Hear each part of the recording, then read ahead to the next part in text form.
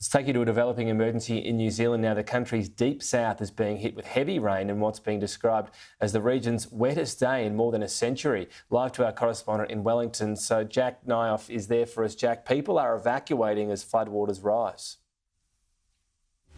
Yeah, a state of emergency is in place for Dunedin in New Zealand's far south. We've seen twice the usual monthly October rainfall falling in just 40 hours. This has triggered a red heavy rain watering across that southern region. You can see they're just south of Queenstown. This is causing flooding with around 100 residents evacuating overnight. Roughly 38 roads have been closed, cutting off the town. You can see that water there flooding across streets, reaching houses as well. Right now, there is no way in and out of the Dunedin area due to major highways and roads across that region closing. This is due to things like landslides and heavy rain. The forecast is for 7 millimetres of rain to fall each hour this afternoon.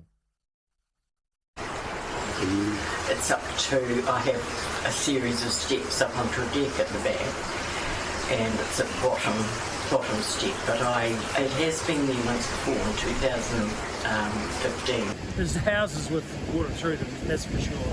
And I just noticed one house down the road here that at the door, the bottom of the door, and maybe the top of our gumboots, is really in danger of any kind of car goes past. We're really in danger of getting water into our gumboots. Oh whoa, but their houses are like full of water just from water being stirred up by car waves.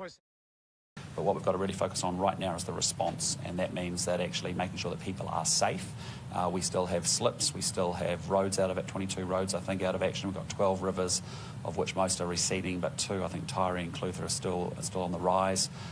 We've got weather still in obviously down there all through the course of the day up until probably about 9 o'clock tonight. So it's about monitoring, it's about making sure we've got the response, and it's making sure that locals understand, please, please, please follow the advice of the local civil defence.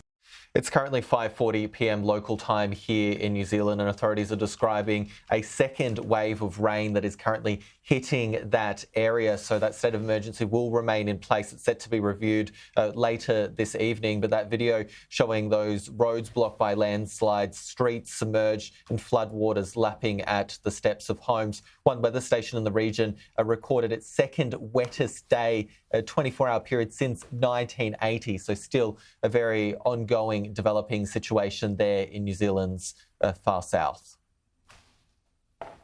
Jack, thank you.